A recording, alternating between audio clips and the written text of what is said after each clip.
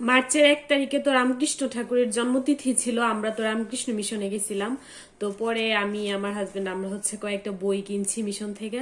মিশনে তো কোনো একটা প্রোগ্রাম হইলেই বাইরে বই নিয়ে বসে, তো তারপর আমরা কয়েকটা বই কিনছি। এখনো পড়ি না একটাও, যেভাবে ওইখান থেকে নিয়ে আসছিলাম এইভাবে। তো কি কি বই কিনছি আপনাদের সাথে শেয়ার করি।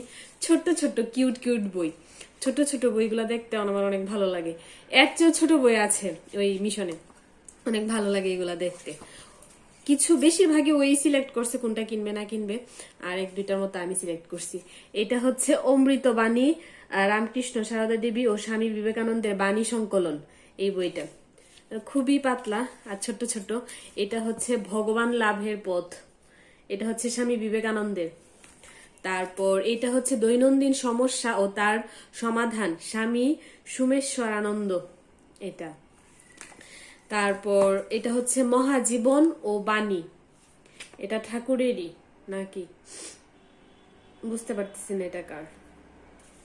আচ্ছা, এটা হচ্ছে শ্রীরামকৃষ্ণের জীবন ও বাণী, স্বামী পূর্ণাত্মানন্দ, আমার হাজবেন্ডের গুরুদেব।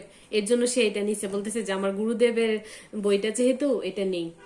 ভাববার কথা, স্বামী বিবেকানন্দ। সবগুলো ছোট্ট ছোট্ট কিউট কিউট, আর এই 2টা হচ্ছে একটু বড়।